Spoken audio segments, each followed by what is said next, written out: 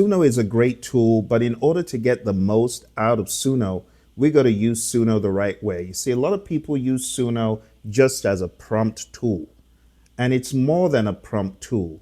It's also not just a door. Prompting is where most people stop. Directing is where you begin to shape the emotional and textural intent. But to get into the pro zone, my friends, you got to go into producing. And this is where you're using language to control rhythm, dynamics, and space, along with audio. At the end of the day, an experienced musician might find more success getting exactly what they're hearing. Why? Because they will use precision and control through chordal prompts and audio prompts. And I've always said, if you're looking for specificity with Suno, it might be a good idea for you to find a musician who can take your ideas and translate them into an audio prompt, and you'll be glad that you did. Suno is very good at atmosphere, vibe, arrangement, sketches, genre bending, and fast iteration. But what Suno is bad at is exact BPM matching. Like if you want to play to a metronome without deviation, Suno will find it hard to do that. When it comes to specific melodies on command, tight lyrical meter, as though you were reading from a manuscript as a musician, Suno is not great at that. But let's look at how Suno actually thinks. Suno thinks in a particular way. You need to understand that Suno doesn't read your prompt like a human reads instructions. It weighs every concept, and I taught this in the very first session. When you combine multiple genres, the model doesn't split the difference. It creates a tension between them.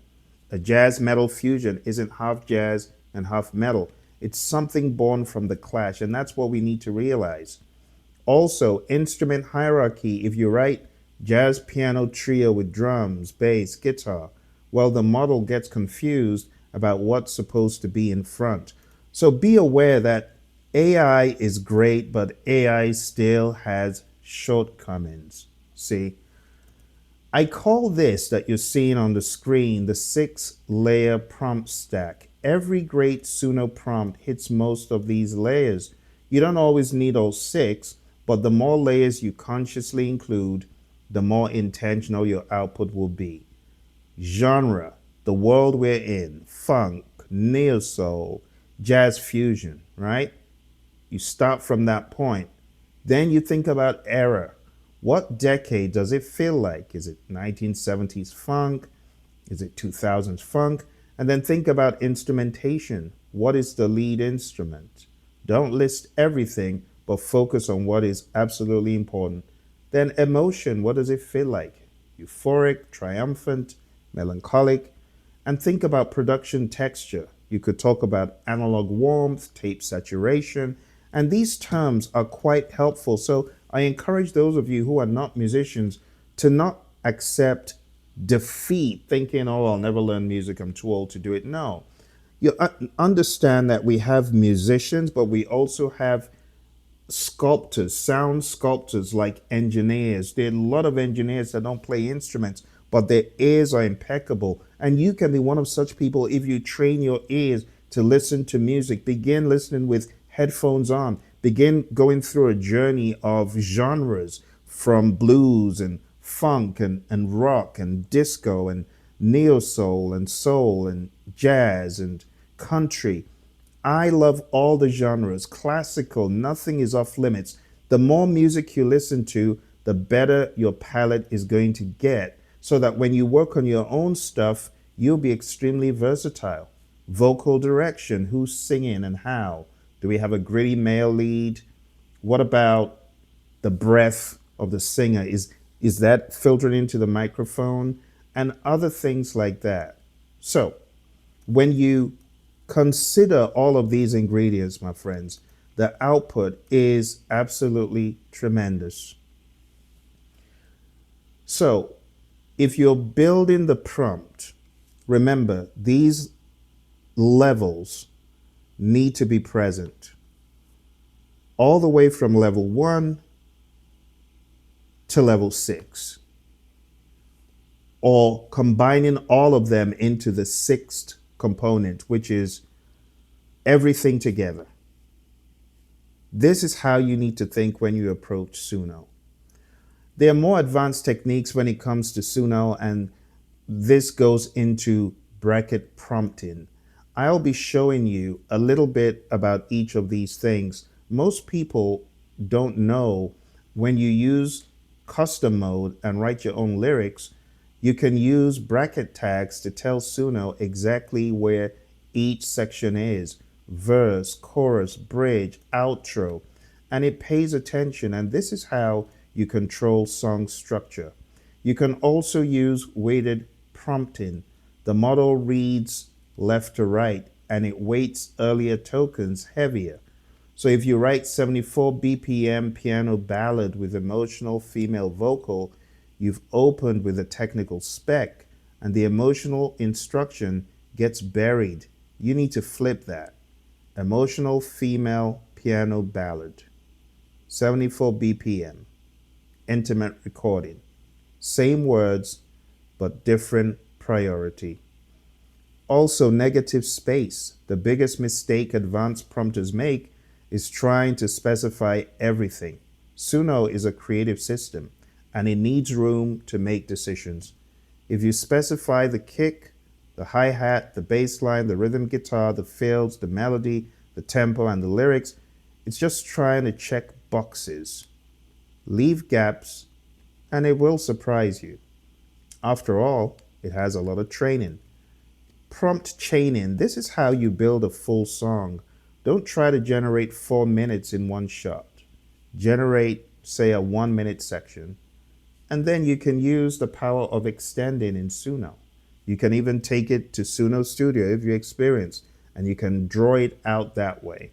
And on each extension, you can slightly evolve the prompt. You can add a modulation or change the emotional descriptor.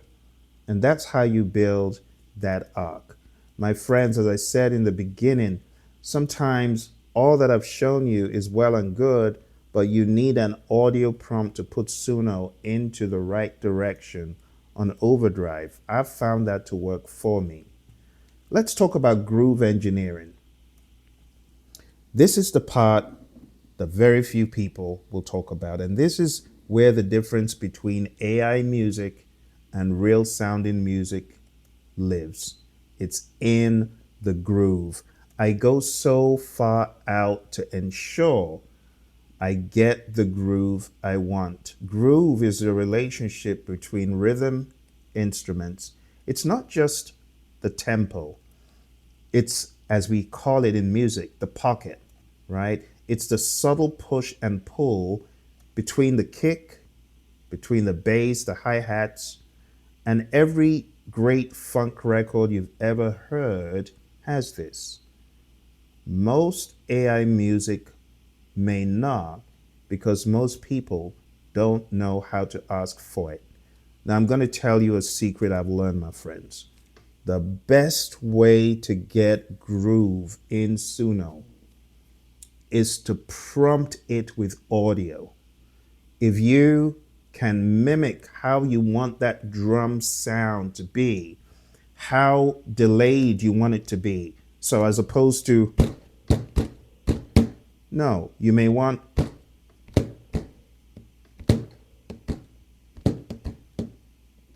with some swing, or you might want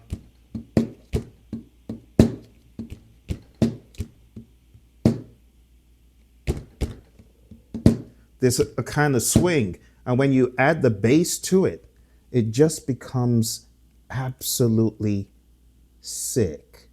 For lack of a better word, musicians know what I'm talking about. You got that stank face because the pocket is decadent.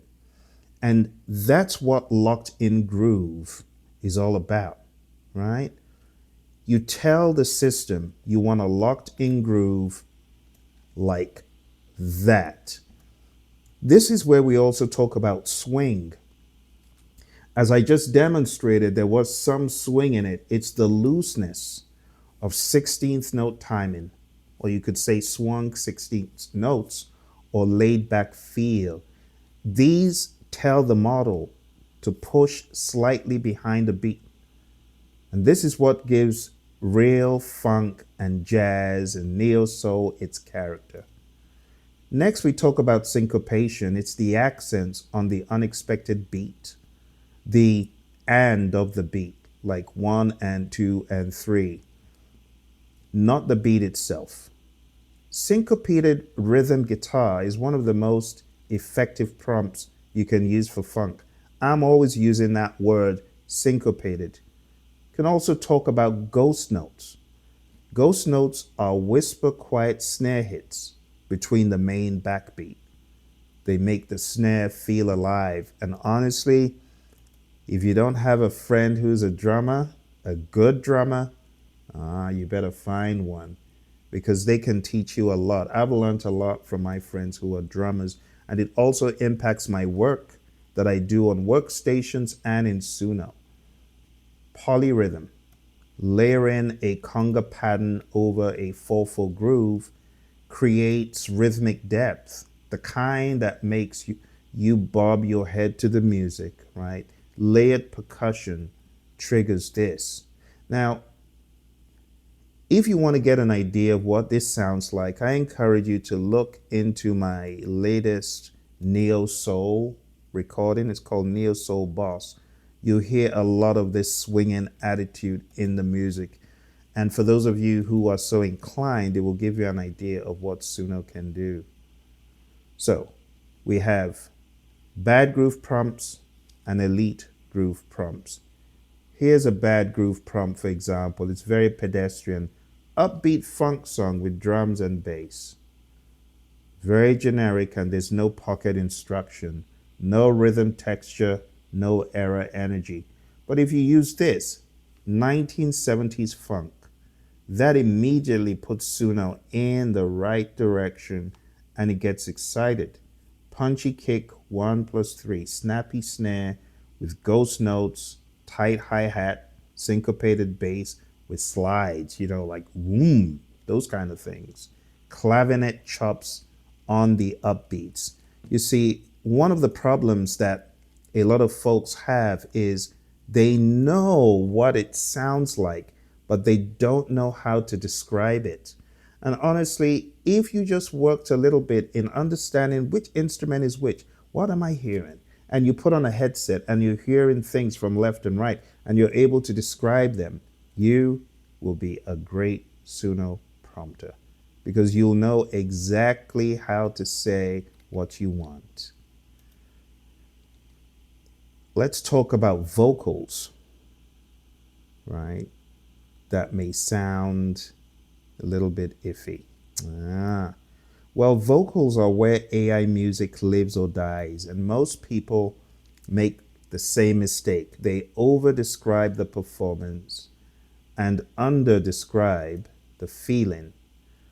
Now, imperfection is counterintuitive, but it's everything. What do I mean by that?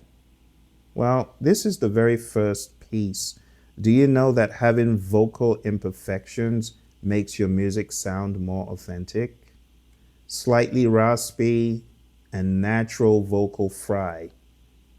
If you tell the model to introduce the micro imperfections that make a voice sound human, you will get some pretty amazing results. Perfect AI vocals, that's the giveaway. That's how everyone knows, oh, that's AI. But if you put in some imperfection, oh my gosh. Now, conversational. Suno's default is to oversing. It defaults to a kind of earnest musical theater energy. In fact, in the early days, I would prompt Suno. I would have people say, yeah, Phil, it sounds good, but those high registers, can you sustain those for like a straight 5 minutes in a normal song? Is that how it works? And I began realizing, yeah, people know. People know. So when you are prompting, understand that conversational delivery is one of the most powerful resets that you can apply in Suno. I always talk about being a minimalist when I write. I use minimal. I'm very conservative when I write songs because I realize that less lyrics is best. Because if AI wrote the song for you, most times the lyrics are so verbose, tons of lyrics.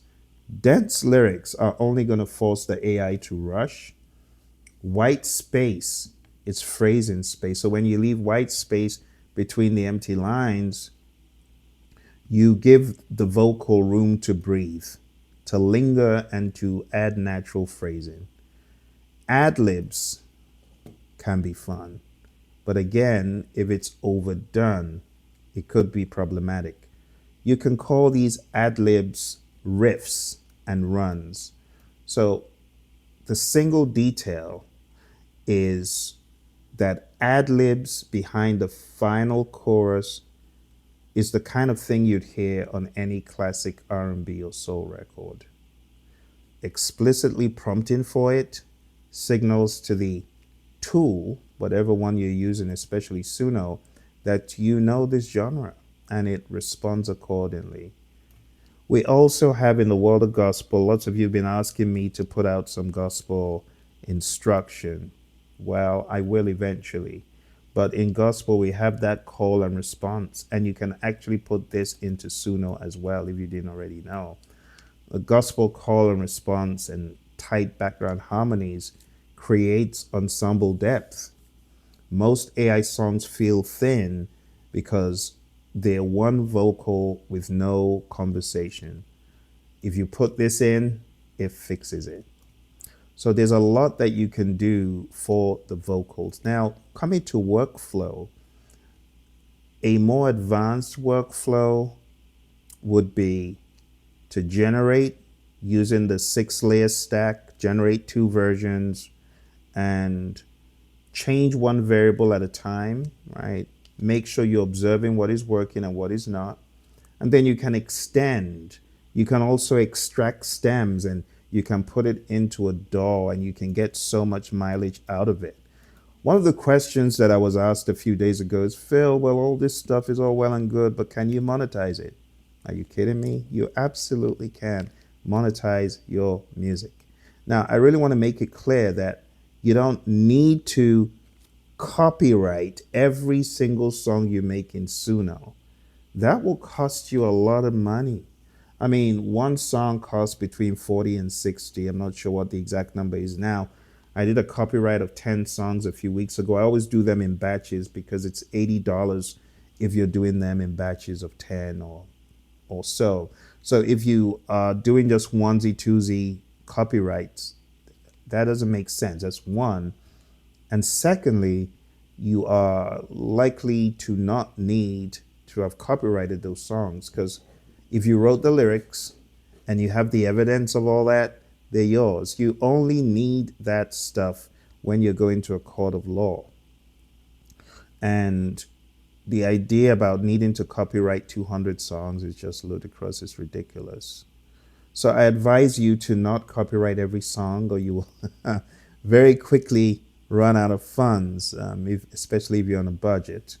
So yes, you can monetize, right? The content strategy is the highest performing AI music content isn't, look what I made. It's about transformation and it's about using it to inform people, to educate people, if you will. And if you're able to teach people how you did what you did and explain how you did what you did, I think that will be icing on the cake. The different monetization paths, you can use YouTube, AdSense, you can use Spotify, you can use YouTube. People could use your songs for background music. You could also create prompt packs. Some people are into that. Also, when it comes to sync licensing, this is one area that may be a little bit more welcoming to AI music in the future. And AI music services. When you become so good, you can help others get to the level that you're at. You can teach them, you can help them. All right. So AI music without substantial human creative input currently cannot be copyrighted. Keep that in mind. There are also artist concerns, as you know, when it comes to AI. So when we talk about training data, that debate is real and legitimate. And the best response isn't dismissal, it's using AI as a complement to human musicianship, not a replacement. And your future edge as AI handles technical execution, human taste, curation, and emotional intelligence will become more valuable, more important. So that's pretty much it. You have the full system now. How the Suno engine thinks, the 6 layer prompt stack, groove engineering language, vocals that pass the human test, full hybrid production workflow. And just remember, there could be many loops between what I showed you and content strategy and monetization. If you found value from this, my friends, at this point, I want you to go ahead, like, subscribe, and stay tuned to the channel. This is the theoretical part of the SUNO Masterclass, and it's the first chunk of the theoretical piece because there is a lot more to talk about, theoretically speaking. You can see in this episode, I haven't shown you, like, I haven't brought SUNO out, I haven't done any prompts. I'm just teaching you how the tool thinks and how you should approach the tool, okay? In the next batch of sessions we have, I will go into precision engineering prompts. Thank you for joining me. I'll see you next time.